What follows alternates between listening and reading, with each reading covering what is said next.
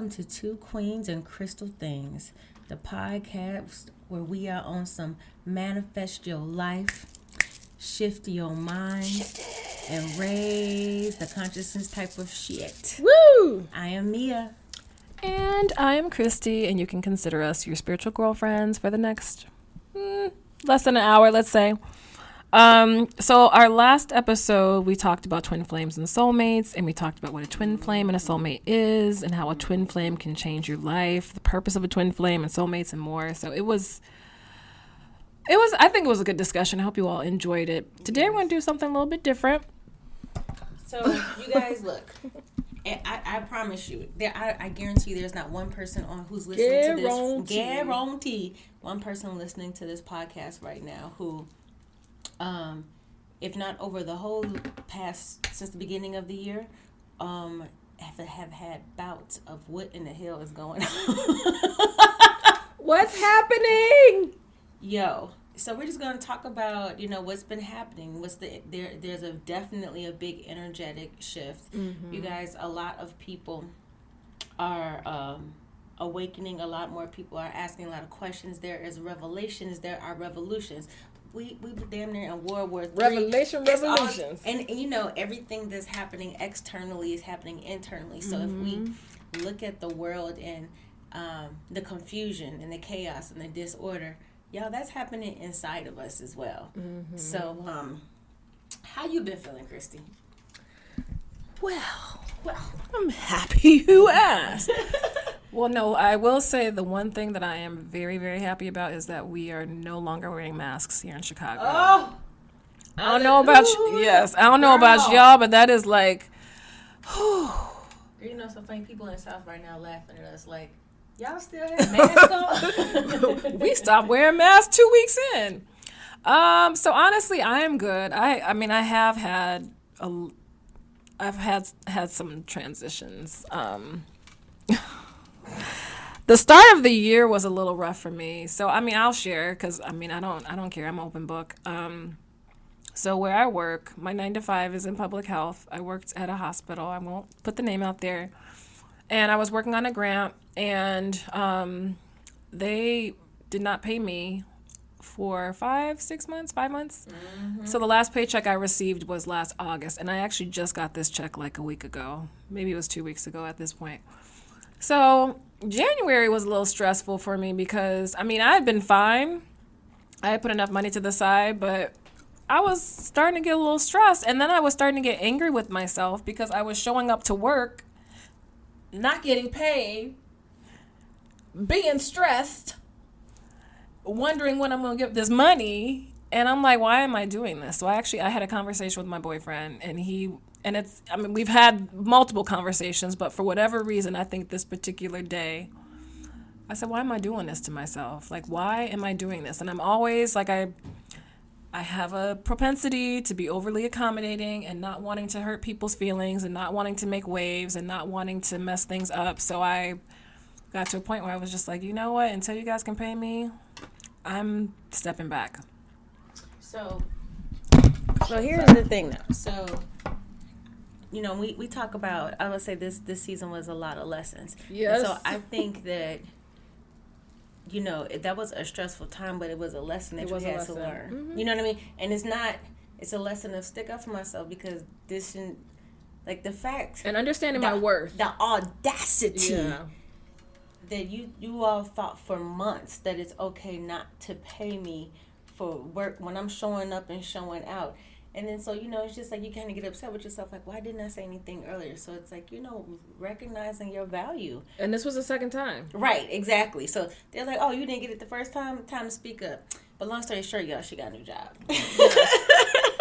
So the day that I told them, until you guys can pay me, I'm going to take a step back from my responsibilities is the day that I actually submitted this application. And I just got it, like out of the blue, put in the application, interviewed, had 4 interviews for it, negotiated my salary, got my offer, all before I got paid. Isn't that girl? So I would say so lessons and lessons. There was a lesson, but there was a blessing on the end of it. That's true. That is true. I bet you won't happen again. I bet you it won't.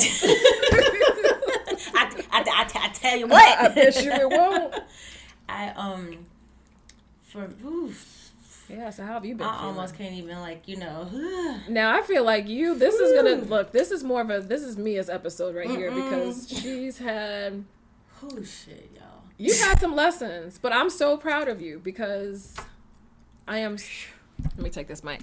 I am so proud of her, because you guys, we talk about this all the time in the episode. Do the work. And a lot of times people are confused. Like, well, what does it mean doing the work? Doing the inner shit that we try to hide from ourselves, that we don't want to deal with, that we don't want to face. This chick has been working. My soul sister,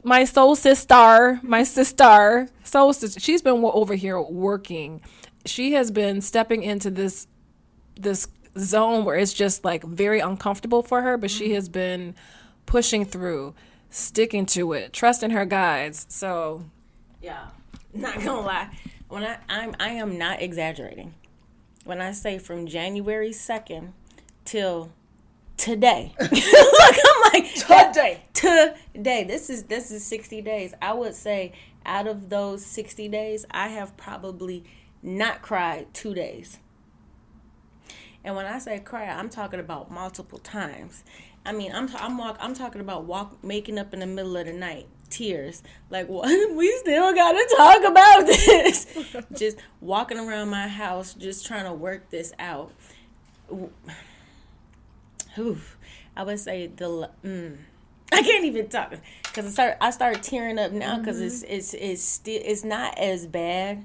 Yeah, it's fresh. I'm starting to see I'm gaining some perspective. Well, I'm able to pull back a little bit and see the bigger picture. But y'all know, like, I'm gonna keep it real. When you're in the middle of this, when you in the thick of this mess, like, step by step, day by day, I'll be able to look back at this one day and be like, man, that was a rough 2 months. But when it's a rough 2 months and you're in that 2 months every second, every minute. And so what I have learned, there are a couple of things I did learn. And it's interesting because, we talk about how there's layers to this shit. Yes. Okay. So if you would have asked me, do I walk in faith? I would have said absolutely. Like, of course. Okay.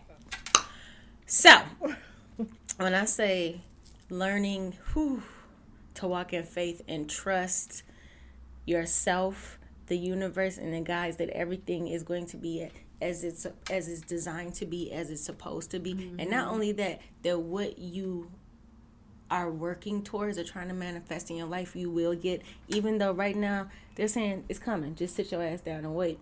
But what can I do? Well, how can I help? You've done your part. Do you trust yourself? It's basically, let me tell you what Spirit was telling me to do, y'all. It's teaching me. I'm there though, but this is my lesson. Think about you buying a house for your family to live in, and you have manifested it. You have verbally, you have created it in your head. You know what it looks like. You know everything about it. You have manifested it. You have visualized it. You've written it down, and Spirit says, "Oh, we got your house. Here you go." And you're like, "Oh, great. When do I go close?" They'd be like, "Oh, can I see it?" No, you just go to the closing. What? I can't see it. No, we got what you asked for. We found exactly what you said. Go back and look. Everything you said. But wait, I can't even see it. I just got to walk up in that mug and move my family in there. Yes, that's what it felt like, because then it's a question of, Mia, do you trust yourself? Yep. Do you trust that what you have put out into the universe, into the world, and do you trust who you are? Do you really believe that you're going to take yourself this far along to fall on your face? But yeah, there are other energies involved in this manifestation. Sit back and chill. So, yep. And also being able to release, this one I'm still working on, y'all. Because what I would tell you this, even if it doesn't come exactly how and in the way that I want it to, I know that the universe has my back and everything is going to be exactly as it should be. So releasing that is hurt. That's painful. That's hard. But also, you guys, releasing control. Like, Mia, you can't control this. Like, and it's really like, do you trust yourself? That man, y'all, this like, ooh, levels. It is. I mean, just, and so, we always talk about how the journey it doesn't end. It's No. it's ongoing. It's everlasting, and so healing comes in waves. So it's like, this was something that I thought that okay, it's almost like, how you put something, You put it to the side. You put it to the side, like, I did this, okay, woo, done with that, and that may be for that time. But then it's just like when you start getting triggers and something comes up, you're like, because triggers are just to let us know that there's something that needs to be addressed, right? There's and I'm work like, to why do. am I getting triggered about this, though? This is weird. This is odd. This is suspicious. So, even though when I say I'm just now, like yesterday was kind of peeping my head up like, okay. Is it safe out here, guys? Putting my toe out the cover, like, I don't know. I will say unequivocally. I mean, I still teared up today for a minute, but I will unequivocally say, when I say you are worth the work, because my understanding more of who I am, my capacity to love, and I would not understand myself the way. Yeah, I feel like from a wisdom standpoint, I've aged 100 years. Yeah, I can see that. Even though I feel like on my face I'm getting younger. But everything looks different. And it's not a bad thing. It is an awareness thing. I don't even know how to describe it. And it's one of those things like when every level of awareness or layer that you open up in your journey. Let me know what you think, Christy.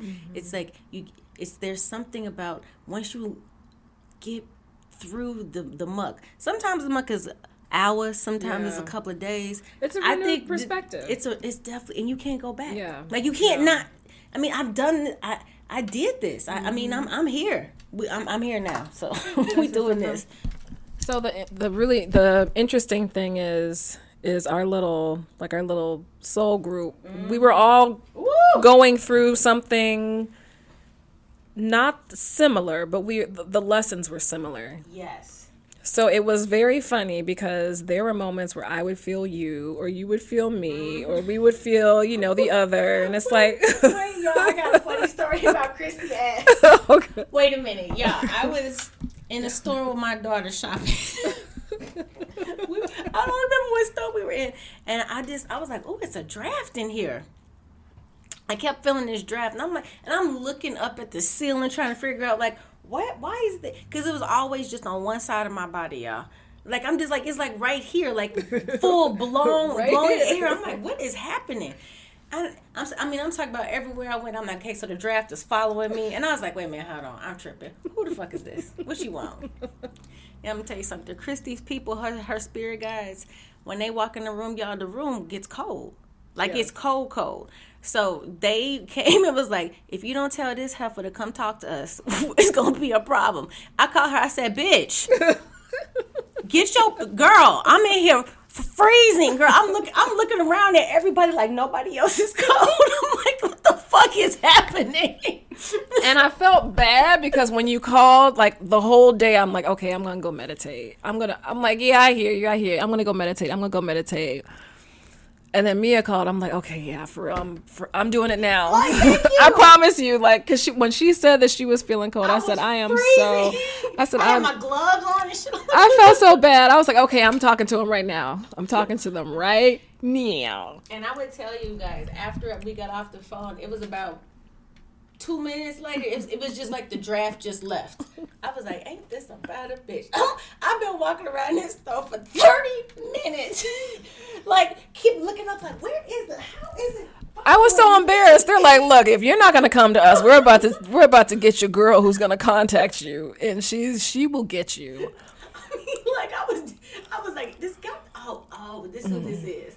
I'm like, y'all ain't have to do it like that though. You're like, Christy. What's the last time you started doing people? Because, honey, they are following me around this store. Like, it was bad. But on one side, like, literally. Yeah. I was like, oh, this is ridiculous. So, that happens when, when you're around people and you share spiritual space with them. Mm-hmm. Which is, why we always talk about be careful. Oh, yeah. You absolutely have to. Especially be careful who, you allow and who you open your energy to and say, and your legs, too. I was trying to be that part. Yes. Who you open your legs to. I mean, your mind, your body, your heart, and we all talk of it. About this sexually, energetically, y'all. Like, that's another, man, dude. What I'm gonna do, y'all? My whole perspective about sex is changed. I'm so sorry. It's just when I say energy exchange, and it's such a no pun intended, but such a raw exchange of energy. Oh, it is. It's like there's like no filters. Yeah. Like I don't care if you have a condom on or not. Like or whatever. Like it is. Energy is energy. It's like it doesn't have to travel. Like I'm sitting here next to Christy. My energy still is going to have to travel. When I say it's like y'all energy is intertwined, and if you are energetically sharing yourself in that way with somebody that you're not sure loves you, or you're doing it so that they can love you, or that you're doing it with anything less than full confidence of what it is that you're doing. It doesn't have to be love. As long as you are making the choice to do it, we are literally, you literally are beating yourself up. When you're taking in the energy of a person, like if someone is sleeping with a man and they're just trying to sleep with him to get him to love them, you're telling your body, I hate you. Yeah. I don't like you. I don't honor you. And so then we do all these things outside of us to try to make us feel better. Mm-hmm. And it's inner work. And that's what Christy was saying earlier. We talk about doing the work. I think this has been the longest straight through work assignment that I've had. Oh yeah, you've been working. Like I've had some doozies, but I mean, I said doozy and it's this long. Yeah, this has been a. Yeah, I'm telling you, I am. I know people can relate to this. Wake up in the morning and it's just like somebody feel like it's just sitting on your heart. It's just like, we still here, huh? Okay, and then you have to live. You got work to do. I got a child. I need to get up, get to school, feed, all that, and you almost feel like you're just going through the motions. And it does not help that in Chicago, the sun was acting like it did not know that Chicago existed. Yeah, you're right about that. The sun was January and February. What? It was. I'm like, I can't. And so yeah. I'm like, I can't take it. It was becoming so heavy. And so what happens is when you're in a position like that, it forces you to lean on nothing but yourself.